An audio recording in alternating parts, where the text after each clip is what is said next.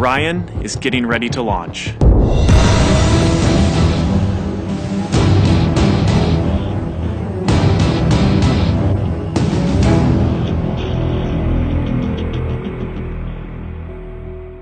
My name is Kelly Smith, and I work on navigation and guidance for Orion. Orion is NASA's next-generation spacecraft. Built with versatility in mind, it can take astronauts deeper into space than we've ever gone before, to an asteroid or even onto Mars.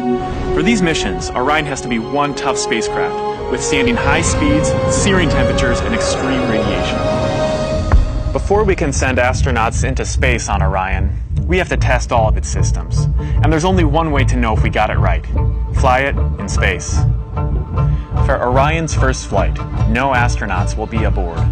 The spacecraft is loaded with sensors to record and measure all aspects of the flight in every detail. It all begins with launch aboard a Delta IV Heavy rocket.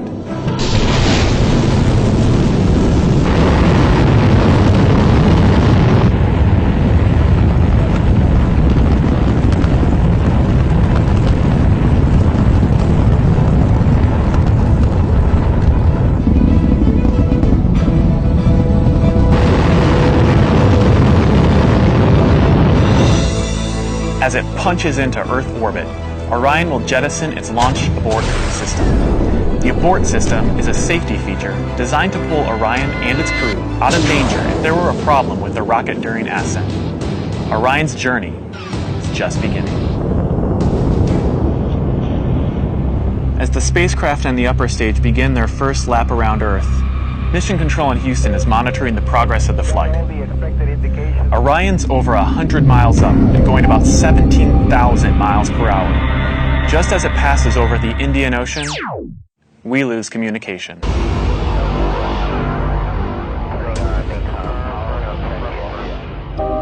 This is expected. The communications link we have through satellites to Orion is momentarily lost, but Orion continues to receive and process data. Its computers can handle 480 million instructions per second. Imagine you are traveling with Orion as the flight test continues. One orbit completed. Time to go. The upper stage of the rocket fires again. Like the setup for a roller coaster ride, this is the big climb we've been waiting for. We are headed 3,600 miles above Earth. 15 times higher from the planet than the International Space Station. As we get further away from Earth, we'll pass through the Van Allen belts, an area of dangerous radiation. Radiation like this could harm the guidance systems, onboard computers, or other electronics on Orion. Naturally, we have to pass through this danger zone twice, once up and once back. But Orion has protection. Shielding will be put to the test as the vehicle cuts through the waves of radiation. Sensors aboard will record radiation levels for scientists to study.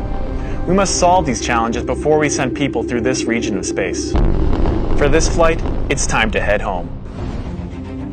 The upper stage of the rocket triggers separation.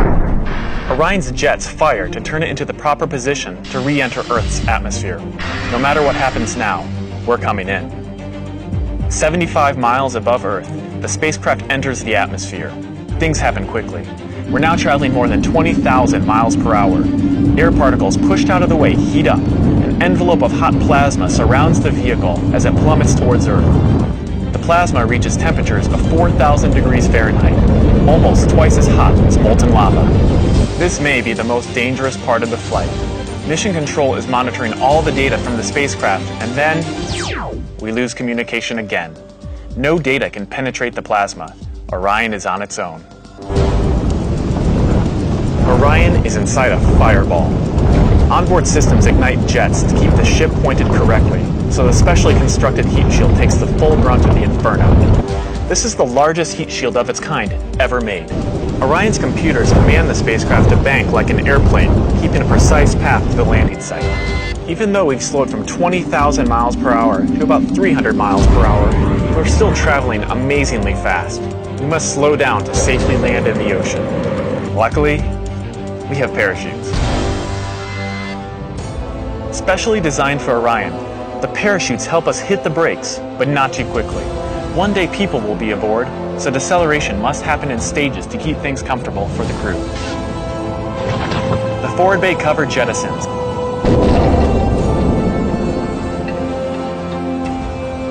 Two drogue chutes deploy and slow the returning spacecraft down to 175 miles per hour.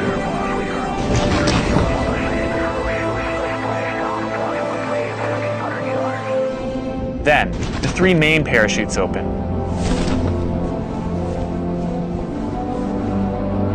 Once fully engaged, this canopy would cover an American football field. It takes parachutes this size and strength to slow our descent to 20 miles per hour, and then splashdown. For this first flight, we won't have astronauts inside, but we still have some very precious cargo.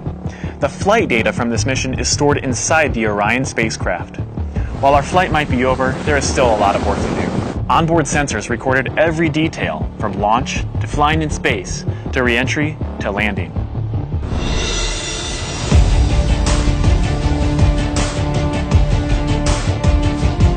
Flight tests are difficult and complex, but they give us confidence that the systems we have designed work under real flight conditions. It's great to be a part of this first space flight for Orion, and we're looking forward to beginning a new chapter in human space exploration.